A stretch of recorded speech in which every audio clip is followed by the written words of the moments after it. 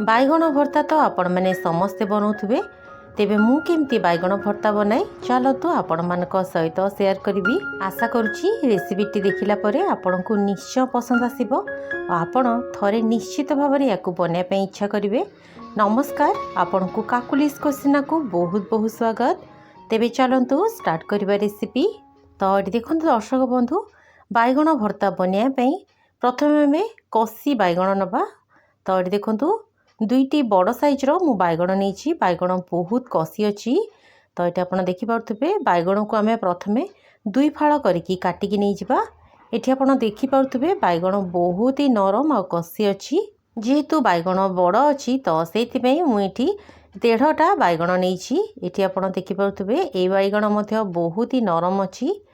एबे चलतु गैस उपरे गोटे पैनटे बसेबा। पैन रे मु अल्प रिफाइंड तेल गरम कर नहीं। तेल गरम हो गला परे आमे धोईकी रखिथिबा बाइगण को ए तेल रे पकेदबा। बाइगण भर्ता को ए प्रोसेस रे बनातु, देखिबे बाइगण भर्ता खाइबा पई टेस्टी लागिबा सहित बहुत जल्दी भी बनी जिवो। तो देखंतु मु गोटे बड़ साइजर टमाटोटे मध्य नहीं। टमाटोर पछपट मुंड को ए भलिया छुरी रे काटिकी ताको आमे तावा मझिरे देकी घोड़े घोड़े भाजिबा। बाइगण पैन रे पकेला परे गैस फ्लेम को मीडियम रे रखिकी याकू किछि समय घोड़े देबे, जहाँ फल बाइगण बढ़िया भाव में सफ्ट हो भाजी हो। तो देखो आपको मुझे किसी समय घोड़े छाड़ देती। मझिरे मझिरे आम कभर खोलिबा और बाइगण आ टमाटो को एपट सेपट करदबा, जहाँ फल यहाँ दुई पटु बढ़िया भाव में भाजी हो। तेबे दर्शक बंधु, आपण मैंने ये भिडटी को क्यों जगार देखुंट निश्चय मते कमेंट जनइबे, जहाँ फल मु आपन को धन्यवाद दे पारिबी। एठी आपण देखि पाउथबे बाइगणर कलर चेंज होबाकू लागिलानी, बढ़िया भाव में सफ्ट मध्य हो जाउची। तो देखंतु ए भली भाव में मु बाइगण को बढ़िया गोल्डन हैला पर्यंत भाजी देइछि। एठी आपण देखि पाउथबे बाइगण एकदम सफ्ट हो गलानी। बाइगण बढ़िया नरम हो गला परे आमे याकू गोटे प्लेट ऊपर को काढ़ी दबा और टिके ठंडा हवा पई छाड़ीबा। एठी मु ठंडा हवा पई छाड़ीनी, बाइगण टमाटो बहुत गरम अछि। तो टिके ठंडा हो गला परे आपण यार लागिथिबा चोपा गुडी को छड़े नेबे। बाइगण और टमाटर चोपा को न छड़ेकी मध्य आपण भर्ता बने पारिबे, किंतु एमिति चोपा छड़े देले भर्ताटा टिके स्मूथ होता है और खाइबा पई भल लागि थाए। तो देखंतु बाइगण और टमाटर चोपा छड़े देला परे याको आमे पिठा खड़िका साहाय्य रे ए भलिया छोट छोट करिकी काटी दबा, जहाँ फल एटा बढ़िया भाव में स्मूथ हो। ये देखो ये सबको मु बढ़िया भाव में छोट छोट करिकी एमिति पिठा खड़िका मार देइछि। एबे चलतु गैस उपरे गोटे पैनटे बसेबा। ये देखो पैन रे मु अल्प किछि रिफाइंड तेल नहीं, आपड़ चाहिए सोरिष तेल मध्य नहीं पारिबे। तेल भल भाव में गरम हो गला परे एथिरे आमे अध चामच जीरा और अध चामच सोरिष पकेबा। सोरिष और जीरा भल भाव में जितेबाला फुटिजिवो, एथिरे आमे कटा रसुण, कटा पियाज और किछि कटा कंचा लंका पकेबा। गैस फ्लेम को हाई रे रखिबा और हाई फ्लेम रे पियाज रसुण को किछि समय धरी टिके भाजी दबा। एठी देखंतु दर्शक बंधु, पियाज रसुण हल्का भाव में टिके भाजी गला। तो एबे आमे एथिरे किछि ग्रीन मटर पकेबा।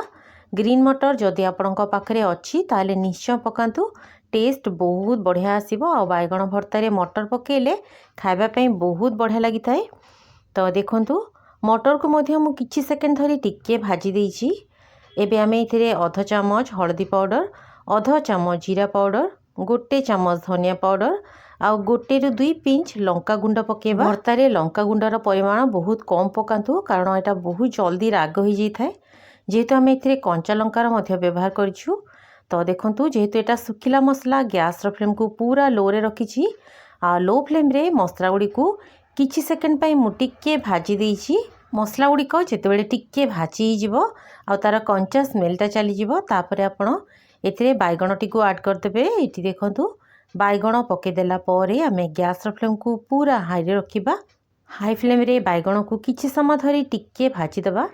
तेबे दर्शक बंधु, जदि आपण मो चैनल रे नुआ अछंती आ ए पर्यंत चैनल टी को सब्सक्राइब करनाहंती ताहले प्लीज चैनल टी को सब्सक्राइब करिवे। फेसबुक पेज रे देखुतिले पेज टी को निश्चित भाव में फॉलो करिनेबे। एबे आमे भर्तारे स्वाद अनुसार लुण आ अध चामच रु भी कम चीनी पकेबा। ता सहित किछि चिकेन मसला पाउडर पके नबा। भर्तारे हल्का चीनी निश्चय पकांतु, देखिबे टेस्ट बहुत बढ़िया आसीबो। आ एथिरे मु चिकेन मसला पकेछि आपणको जो मसला भी पसंद आपण एथिरे पके परिबे फ्लेवर बहुत बढ़िया आसे। तो देखंतु एबे आमे गैस फ्लेम को हाई टू मीडियम रे रखिकी भर्ताटी को पाखापाखी 2 ରୁ 3 मिनिट पर्यंत भाजीदेवा। भर्ता बढ़िया भाव जितेबले कढ़ई छाड़देव एथिरे आमे किछि कट्टा धनिया पत्र पकेदेवा। धनिया पत्र ऐड करंतु टेस्ट बहुत बढ़िया आसीबो। भर्ता बढ़िया भाव भाजी की कढ़ई छाड़देला परे गैस फ्लेम को बंद करदेबे। या को आपण गरमा गरम भात रुटी परोटा सहित खातु बहुत बढ़िया लगिबो। रहिली धन्यवाद।